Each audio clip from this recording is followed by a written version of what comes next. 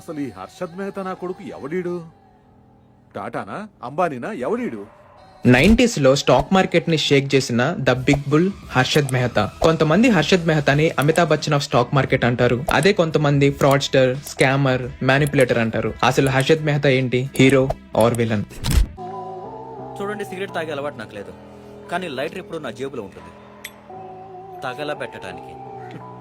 Early 1980s లో ఒక చిన్న స్టాక్ బ్రోకర్ గా హర్షద్ మెహతా తన జర్నీని స్టార్ట్ చేశాడు. అలా కొన్ని సంవత్సరాల్లోనే మార్కెట్ లో హర్షద్ మెహతా అంటే ఒక రెప్యుటేషన్, ఒక brand. Harshad Mehta aggressive trading style and అతని కాన్ఫిడెన్స్ కి అందరూ ఇన్ఫ్లుయెన్స్ అయ్యేవాళ్ళు. అలా బిగ్ బుల్ గా పిలువబడే హర్షద్ మెహతా ఎలా ఎదిగాడంటే లెక్సస్ LS 400 కార్ ని 45 లక్షలు పెట్టి ఆ రోజుల్లోనే కొన్నాడు. అదే అప్పటికి మన ఇండియాలో first Lexus car. 12,600 square feets తో 8 అపార్ట్మెంట్స్ ఉన్న హౌస్ లో హర్షద్ మెహతా ఉండేవాడు. 1992 టైంలో హర్షద్ మెహతా కేవలం ట్యాక్స్ 24 కోట్లు ప్రతి సంవత్సరం పే చేసేవాడు. బ్యాంక్స్ మనీని యూజ్ చేసుకుని మార్కెట్ ని తనకు నచ్చినట్లు ఆపరేట్ చేసేవాడు. స్టాక్స్ ని పంప్ చేయడం, ప్రాఫిట్స్ వచ్చాక డంప్ చేయడం, ఇలా రెగ్యులర్ గా చేసేవాడు. కానీ టైం ఎప్పుడు ఒకేలాగా ఉండదు కదా. సుచితా దల్లాల్ అనే ఒక జర్నలిస్ట్ హర్షద్ మెహతా చేసిన స్కామ్స్ ని బయట పెట్టింది. దానితో పాటు గవర్నమెంట్ కూడా హర్షద్ మెహతాని అస్సలు వదిలిపెట్టలేదు. హర్షద్ మెహతా లూప్ హోల్స్ ని యూజ్ చేసుకుని మార్కెట్ ని పెరిగేలాగా చేశాడు. హర్షద్ మెహతా చేసిన ఈ మ్యానిపులేషన్స్ అండ్ బ్యాంక్స్ మనీని యూజ్ చేయడం వల్ల మొత్తం బ్యాంక్స్ కి దాదాపు 4,000 కోట్ల రూపాయలు నష్టం వచ్చింది. అండ్ సాధారణ ఇన్వెస్టర్స్ కూడా హర్షద్ మెహతా వల్ల నష్టపోయారు. చాలా మంది సూసైడ్ కూడా చేసుకుని చనిపోయారు.